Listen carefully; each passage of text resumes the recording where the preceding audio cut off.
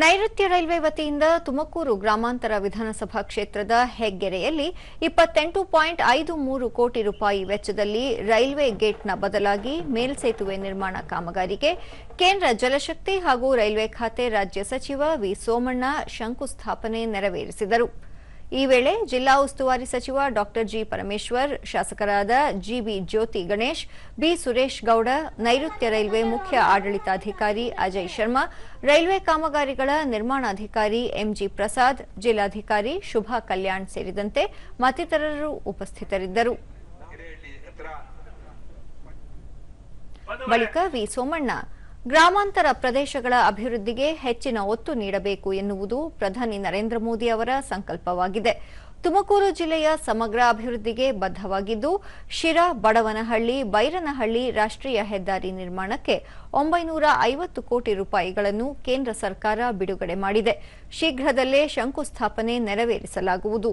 ಜಿಲ್ಲೆಯ ತುಮಕೂರು, ಗುಬ್ಬಿ, ತಿಪಟೂರು ತಾಲೂಕುಗಳಲ್ಲಿ ರೈಲ್ವೆ ಮೇಲ್ಸೇತುವೆ ಹಾಗೂ ನಿಲ್ದಾಣಗಳ ಕಾಮಗಾರಿ ನಡೆಯುತ್ತಿದೆ ಎಂದರು. 35 ಕೋಟಿಯನ್ನ ಏನು ಚನ್ನಬಸವೇಶ್ವರ ತಾಂತ್ರಿಕ ಕಾಲೇಜಿಂದ ಇಲ್ಲಿವರೆಗೂ ಕೂಡ ರೈಲ್ವೆ ಇದುವರೆಗೂ ನಮ್ಮ ಹೆದ್ದಾರಿವರೆಗೂ ಮಾಡ್ತಾ ಇದ್ದೀವಿ. ಅದಲ್ದಿರ ಇವತ್ತು ನಾವು ತುಮಕೂರು ಬೈಪಾಸು, ಸುರೇಶ್ ಗೌಡ್ರು ಹೇಳಿದ ತುಮಕೂರು ಬೈಪಾಸು 2600 ಕೋಟಿ ರೂಪಾಯಿ ಸ್ಯಾಂಕ್ಷನ್ ಆಗಿದೆ. ಎರಡನೇ ಫೇಸ್ಗೂ 1400 ಕೋಟಿ ಸ್ಯಾಂಕ್ಷನ್ ಮಾಡಿಸಿದ್ದೀವಿ. ಡಾ ಜಿ ಪರಮೇಶ್ವರ್, ಕೇಂದ್ರ ಮತ್ತು ರಾಜ್ಯ ಸರ್ಕಾರಗಳ ಸಂಬಂಧ ಅನ್ಯೋನ್ಯವಾಗಿದ್ದರೆ ಜನಸಮುದಾಯಕ್ಕೆ ಮತ್ತಷ್ಟು ಅಭಿವೃದ್ಧಿ ಕೆಲಸಗಳನ್ನು ನೀಡಬಹುದು. ರಾಜ್ಯಕ್ಕೆ ಬರಬೇಕಾದ ಹೆಚ್ಚಿನ ಪಾಲನ್ನು ತರಲು ಸಂಸದರು, ಕೇಂದ್ರ ಸಚಿವರು ಶ್ರಮಿಸಬೇಕು ಎಂದು ಹೇಳಿದರು.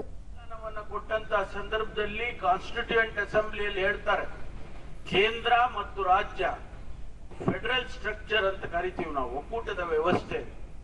ಆ ಒಕ್ಕೂಟದಲ್ಲಿ ಇವೆರಡೂ ಕೂಡ ಸರಿಸಮನಾಗಿ ಕೆಲಸ ಮಾಡಿಕೊಂಡು ಹೋಗಬೇಕು. ಆಗ ಮಾತ್ರ ಜನಸಮುದಾಯಕ್ಕೆ ಕೆಲಸ ಆಗುತ್ತೆ. ಬಿ ಸುರೇಶ್ ಗೌಡ, ಕೇಂದ್ರ ಮತ್ತು ರಾಜ್ಯ ಸರ್ಕಾರಗಳು ಮೂಲಸೌಕರ್ಯಕ್ಕೆ ಹೆಚ್ಚಿನ ಅನುದಾನ ಒದಗಿಸಬೇಕು ಎಂದು ತಿಳಿಸಿದರು. ಸೇವಿಂಗ್ಸ್ ಅಮೌಂಟ್ ಅಲ್ಲಿ 35 ಕೋಟಿ ಏನ್ ಸೇವಿಂಗ್ಸ್ ಇದೆ ಅಷ್ಟು ಕೂಡ ಈ ಹೆಗ್ಗೆರೆಗೆ ಹಣನ ಹಾಕೊಡ್ಬೇಕು ಅಂತ ಹೇಳಿ ಸೋಮಣ್ಣ ಅವರ ಹತ್ರ ನಾನು ವಿನಂತಿ ಮಾಡ್ತೇನೆ.